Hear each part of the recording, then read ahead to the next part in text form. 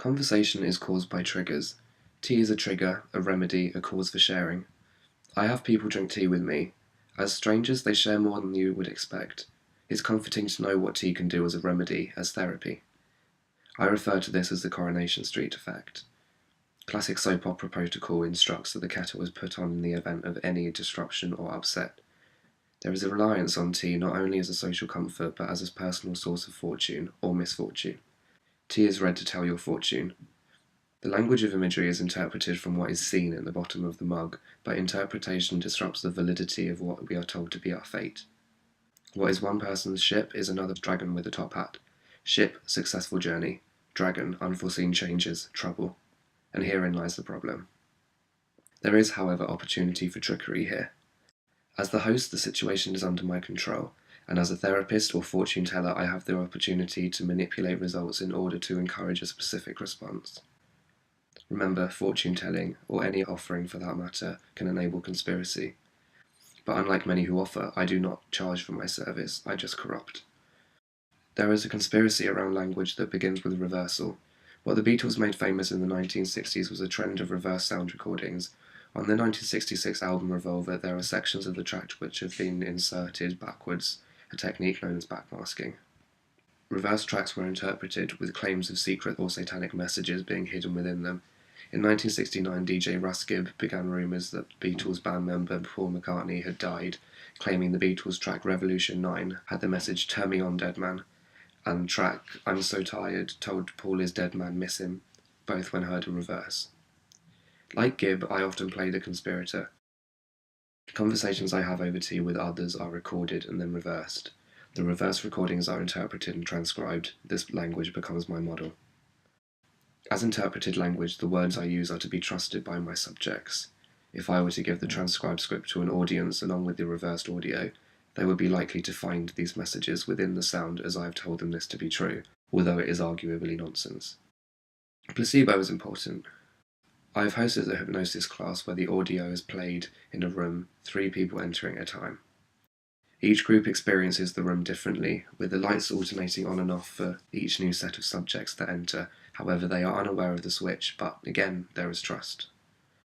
Only when discussing this experience in depth afterwards is there the realization of the split, and then comes the split reactions, which I have foreseen and ensured occur.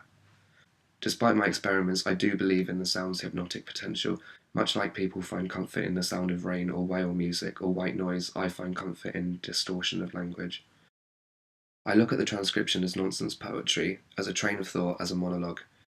It is considered against Samuel Beckett's monologue play Not I. Coincidentally, both Beckett's script and my own are written as short bursts of thought, but are also read or heard as streams of unconscious ramblings and therefore might be interpreted as nonsense. As poetry, I also refer to the works of the group Oulipo, made up of French writers and mathematicians, including Georges Perec and Raymond Queneau. Their writing brief is to do so with constraints.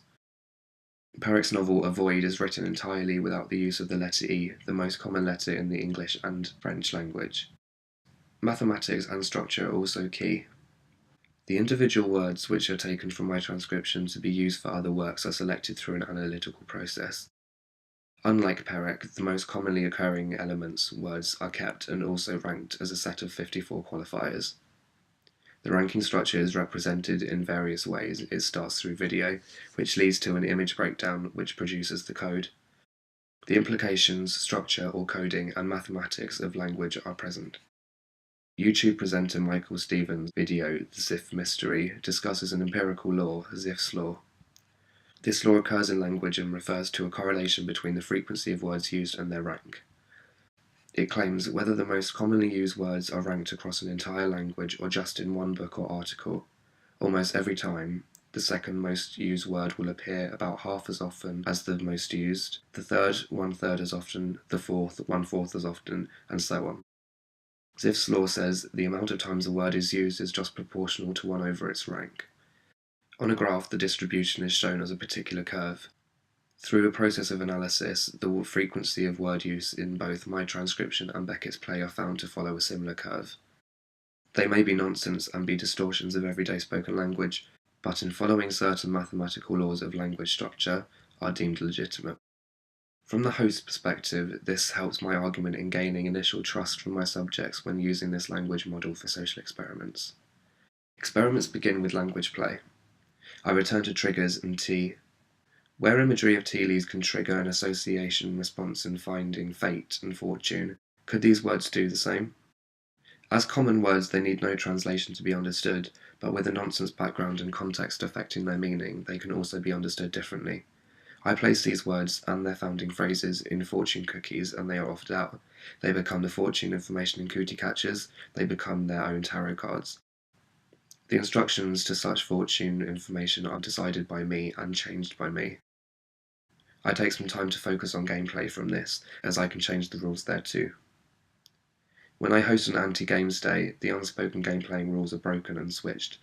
The aim is no longer to win, as the winning has been compromised. Wally has already been found, the parcel that gets passed around the circle is filled with non-gifts, and the musical chair participants are only presented with a reward sticker when they lose the game and are instructed to sit out in the waiting area, with the overall winner receiving no acknowledgement whatsoever. The members of the waiting area, however, are graced with tea and biscuits. The biscuits present piped messages of losing encouragement, and the accompanying Where's Wally magazines represent a problem solved as well as an achievement removed. The Where's Wally theme is taken into my own quiz books, working around the 54 qualifying words that are now being used in works. The aim is to find the odd one out amongst a grid of one repeated qualifier. The odd word out is decided as the opposite or competing pair to the initial chosen word. You, I, yeah, nope, yes, no, you're my, here, there, get, got. Despite the hint of gameplay and quiz here, there are also subliminal effects being worked with. The odd word out is considered in terms of a flash or sudden change of thought path, as a concealed antonym or pair. It has a hidden subconscious effect, just as with the conspiracy of hidden messages within backmasked tracks, where we are supposedly being given information, but in disguise. As with the Where's Wally word books, years of cinema and television have attempted to use the very quick flashes of information to subliminally and subconsciously influence the audiences. The idea of inserting a frame of an image or product into moving image is for it not to be seen at normal speed, therefore affecting the viewer subconsciously, supposedly encouraging further thought or desire for the image presented in this concealed manner. There are questions as to whether people watching the 1943 film Wisecracking Duck felt the need to invest in bonds when the words "buy bonds" appeared in the shielded Daffy Duck statue, unnoticed by the viewers. Or if people were aware of the white-faced demon appearing in Father Karras's nightmare in the 1973 film The Exorcist, and whether they experienced an increase in fear having noticed the image either subconsciously or consciously. Or did viewers of Iron Chef America feel a desire to buy fast food after the McDonald's logo appeared on the screen for a split second, and had they even noticed it was there? This is an attempt at subliminal messaging. So, could a subliminal command encourage a change of thought, a change of direction? Assuming this technique is successful, I test instincts in order to control my subjects to perform or imagine something different to what would normally be considered correct. Experimentation with opposing language, either complete opposites or just competing pairs, in subliminal imagery, could determine how subjects respond within the environment in which they are exposed to these manipulative visuals. Take yes and no, for example, a typical pair of opposing words, in this case an affirmative and a negative. If the word yes was presented as a continuous image in the form of a video, an audience would understand and be empathetic towards the affirmation the word possesses. However, if this footage contained a single frame image consisting of the word no, that appeared too quickly to be noticed, the flash of this negative could affect their subconscious minds and change their reaction towards the word yes to be one of a negative nature. Using this as a basis, words can produce the opposite of their desired effects, or at least have effects that are different to those of their common associations with the subliminal inclusion of imposing words. And my intent is to encourage these false effects.